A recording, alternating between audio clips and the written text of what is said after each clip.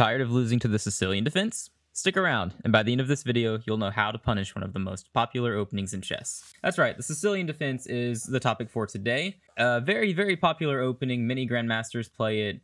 You are very fortunate if you've not faced this opening before. It starts with e4 and c5 for black. It's considered one of the more sharper responses, which is why so many people like it. It gives them good counterplay. That is the supposed thought process behind it, at least. Now, many people struggle deciding how to deal with c5, the Sicilian defense. And there are a lot of options out there. Some people like some gambits. Some people like the main line where you go knight f3 and d4. The thing about a lot of the lines that people play against the Sicilian defense is that it varies, right? There are so many different things that black can do. There's the d6 on move 2. Sometimes they go e6. Sometimes they go for g6. Or they go for knight c6. They have all these different systems, but white does not have that benefit, except for this one thing, which I'm going to show you here. So we're going knight c3. This is known as the Grand Prix Sicilian. It's considered to be very aggressive, and the good part about it is your plan with white tends to be the same against everything black will do.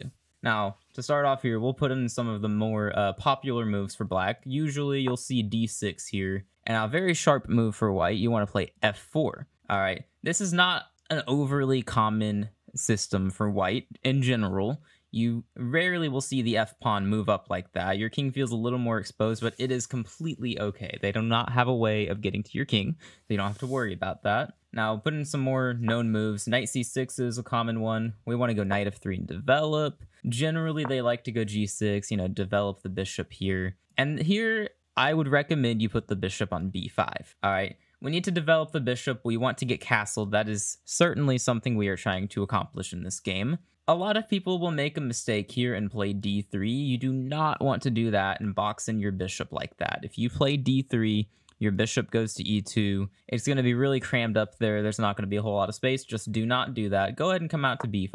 All right, and a really interesting thing about the bishop coming to b5, for one, of course, you're pinning the knight. It's going to be a little annoying for black, and a lot of people will react instantly by going bishop d7 or a6. Those are moves that are almost guaranteed to come up at some point in the game. The other nice part is it doesn't really matter. You don't really care which move they go with. At some point, you are going to capture this knight. That is basically the bishop's purpose in this line. You're going to capture that knight, and it's going to be fine. If they play a6 right now, capture the knight. Don't worry about it. If they go bishop d7, you don't capture yet. What you want to do is wait until they provoke you into capturing if you can. So we follow some popular moves. Bishop d7 comes up a lot here. It's a good move. You want to castle, and this is generally where you will see a6. They're going to get tired of that bishop being there. As I just said, the bishop's goal in this line is to capture that knight.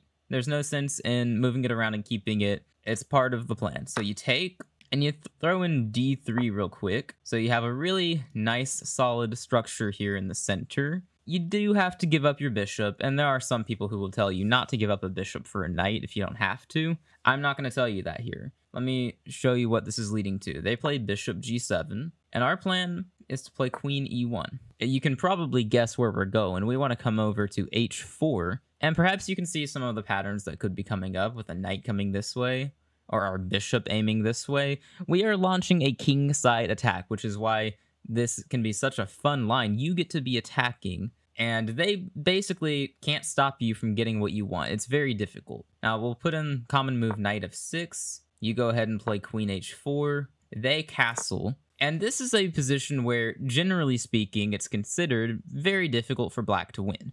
All right, white plays f5. Anyone who plays the Grand Prix from here is generally quite confident in their winning chances. In fact, the win rate for white here is very, very high, higher than it should be after 11 moves at least. But you can look at this and you can kind of see what we're going for. We have a queen over on the king side, aimed at the king. The bishop's aiming this way, the knight is coming in this way. We have a semi-open rook file coming up this way, attacking here. All of our pieces are seemingly in place to build up to an attack. Right now, it says it's equal, but what is black going to do?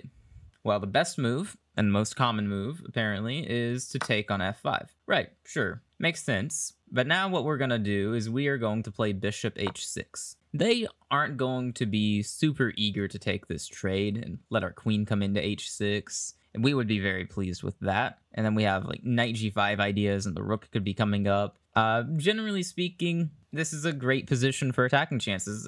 Queen g5 could be a threat too if they are passive. You know, give them a random move like b5, just ignoring everything. You go queen g5. This is not fun for them to deal with. Now, let's say they grab a pawn greedily at that, because we can get into a really neat position here. All right, so say they grab that pawn. We want to play knight g5. Now, for the sake of displaying what can be a really nice attacking game, very nice tactics here, let's say they grab another pawn. And there are people who will play into this whole thing. Here, you take the bishop. All right, now if they don't recapture, you're taking their knight, you're taking on h7, or, you know, maybe you take their rook if they move the knight. You're going to be up material. If you can't find the checkmate, you will at least be winning. So that is something to take comfort in. Now, let's suppose they do take, because here they give you a chance. If you find the best move, well, the evaluation bar right there tells you mate in 6. If you don't find the best move, it's either equal or worse for white. But the best move right here, and you can pause the video if you'd like to try to solve this tactic. The best move right here, rook captures knight. Rook takes f6, because that knight was guarding h7. Which our queen and knight are attacking. So if they were to recapture with the pawn, queen h7 is checkmate right there. Very nice finish to the game with all the tactics. Now, it's possible they will take with the king, and that is definitely more logical. Now we come with rook f1 check, really using all the pieces we can to help out. And where's their king gonna go? Right, if they go back, we have the queen h7 checkmate. If they go to g6, we go to h7 anyway, they take the knight. And we have a nice checkmate with the queen and rook over here. Where else could they go? e5.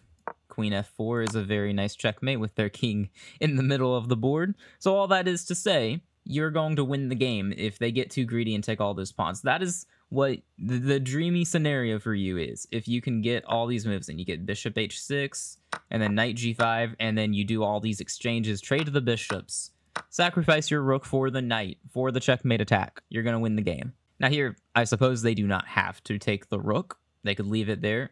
Given that you have a massive attack on their king, I'm not sure it's going to matter. I mean, you could be looking at queen h6, queen h7 next, or just queen h7 first, and there's going to be a checkmate in there somewhere. If there isn't, then I would be pretty concerned. Well, maybe they go bishop e4 to guard h7, and then you just queen h6, king g8, capture the bishop. You're gonna get a checkmate at some point if you continue the attack. So that is the appeal to this opening. That is the best case scenario. Now, I do want to take you all the way back here. In some cases, they do not play d6, and they will play e6. As I alluded to earlier in the video, there are all these different types of systems Sicilian players like to go for. So c5 and e6, this is one of the systems, but do not worry. You can go for the same plan. You play f4. All right, let's say they play knight c6, we play knight f3, so we're just playing the same moves so far, and then they play d5. All right, so this looks a little different. You know, you might at first think, okay, do I take or do I push? Or do I guard the pawn? What do I do about this? Well, none of the above. You can ignore that. That is an empty threat. That's what we call an empty threat in chess. We do not have to worry about that. Instead, we can continue playing the same moves and go bishop to b5. So we pin the knight, and once again, as stated earlier, that bishop's purpose in this opening is to capture that knight. So we are not overly concerned about that. Now, they could choose to capture an e4 if you were worrying about that. Don't worry about it. You get to put your knight in the center. That is not at all a bad thing. And your pawn's coming to d3 to support it. It's going to be a nice position if they happen to take the pawn, and most people don't. Most people play a6 right here. So they play a6, and you take, because again, that's the bishop's job. You're going to sit there until you are required to take the knight, and then we can continue playing our main moves with d3. And we're looking into castling, and we have the queen e1 ideas. It's the same ideas. The first 7 moves have been basically the same as they were in the previous line. Now, it could change. It could possibly change, depending on how this goes. So say knight f6, that's popular. Say we castle. It's still very, very possible that you end up with a queen e1, queen h4, f5 type of position, or they will play d4. This is surprisingly common, because people look at that and they go, okay, I'm putting a pawn on my opponent's side of the board, and it's attacking one of their pieces. This must be good. While that normally checks out, here we're going to play knight a4, and black actually has a problem. Notice these 2 pawns doubled up on the c-file. They are both pretty weak, and we are going to have our ways to attack them. All right, common move, and arguably the best move for black is bishop e7. Now we have a very interesting move here, b3. And there's a neat purpose for this, a dual purpose. So one is they will never have a chance to go for this c4 idea, where if we were to take, then they could take on e4. So we're shutting that down in case it were to ever become a thing. It's not really a big deal anyway, but it's nice. The other part is now our bishop is looking to come to a3, and we're putting pressure on c5. And it's not just that in this position, we're also looking into knight e5, targeting the weak c6 pawn. All right, so let's say they castle, because that's most common and, again, arguably best. Let's throw in knight e5. All right, we target c6. They're going to want to guard that pawn. Usually it's queen c7, right? Now we go bishop a3. And you know, this is not the exact same attack as we had in the first line we looked at, but this is still very, very good. We're not getting a checkmate here, but we are guaranteed to win a pawn.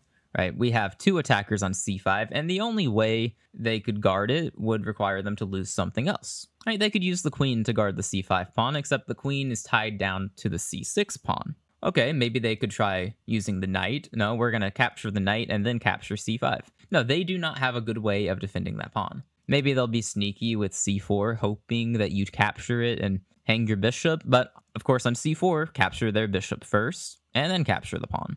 And you were all good. So this continuation led directly into a position where you win a pawn based on most popular moves, and white playing the moves they are generally going to play anyway. So it's a very nice, flexible line. But now I do want to take you back all the way, because there's one other thing you would like to be aware of. So knight c3. If you face someone perhaps a bit more advanced who sees knight c3 and decides they want nothing to do with what you're going for, they may go for a knight c6 instead. This is the more traditional line. All right, and you can still do the same thing with f4. The difference in this and the others, because, you know, they could push one of these pawns up and it essentially turns into the same line. The difference is they can play g6. All right, so they didn't push either of these pawns up, which means a big difference is this pawn hasn't moved up to d6 or d5 like we've previously seen. So if we were to play bishop b5, there is no pin there. And that is a little annoying. Right, we could still do it. You know, we could put the bishop here, but then since the knight is not pinned, they could put the knight in the center of the board. And while this isn't the end of the world or anything, it's not exactly ideal to just let the knight hop here. And then the bishop is, I mean, what is the bishop gonna do?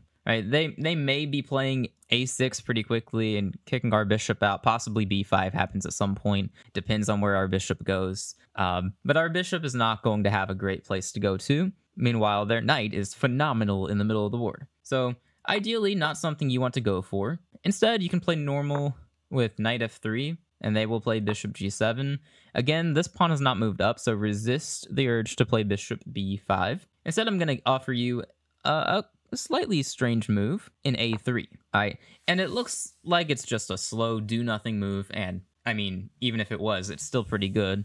And ideally, they will play d6 here, and then you can transpose by playing bishop b5, because then the knight's pinned. Or maybe they might play e6. That's usually the right way to play if you're a stronger player here. D6 is the best case scenario for you personally, so you can get the bishop out and turn it into something you've already seen. I'll come back to why else we played a3. There is another reason behind it. I'll show you soon. If they play e6, and this is a normal idea here to bring the knight to e7 and connect the knights, the idea behind a3 was not only to be a waiting move, but also we are building to b4. Now, very, very odd-looking move, but this is also quite a nice trick. So it's not your standard, oh, it's a sacrifice for winning material kind of trick. It's not like that. It's more of a positional thing. And it's also very likely to work. Vast majority of players will capture the pawn, which is understandable, but then they capture again. And this is their mistake, because then you get to play bishop a3, and this is going to be a real struggle for black, because the dark squares, the way they've played this game, are very, very weak. All right, you see all these pawns on light squares, right? If they move the knight back to c6, which most people will do, your bishop is an absolute beast over here. And they don't have a whole lot of options. I mean, they could play a5, and then you capture, and then the a file opens up for rook takes rook. That would be a pretty good scenario. I suppose they could play bishop f8 to guard the knight, and then you go queen b1 and make it move. It's kind of a gross way to solve the position if you're playing black there. Most people don't bother with that, and they just move it. And then here, very strong move, knight b5. This is a pain, an absolute pain for black to deal with. The knight coming to d6, offering the check, and then the bishop behind it supporting it. If you're fortunate and you get this position, they will capture the rook. Hopefully they capture the rook, because then you get to go knight d6 check, and then wherever the king goes, to either one of these squares, you have knight takes b7 with a check. A check from the bishop while the knight attacks the queen. So very, very pleasant position there, and you can win a lot of games in very, very low number of moves just like that. All that is to say, we come back here where they play the Sicilian defense. It's not something most of us enjoy seeing, but if you go for this knight c3 move, followed by f4, it's the Grand Prix attack. This is a fantastic way to punish the Sicilian. This was one of the first ways I ever tried to punish the Sicilian, and it worked remarkably. It was surprising because it's basically something every Sicilian player should know about, and yet it's so difficult to deal with that it continues to work. It stands through time and time again. So I wholeheartedly encourage you to check this out, give it a try. So there you go. Congratulations on learning how to punish the Sicilian defense. And by the way, if you're interested in learning how to punish Scholar's Mate, then click the video that is appearing somewhere on the screen here. Thank you all for watching. I'll see you in the next video.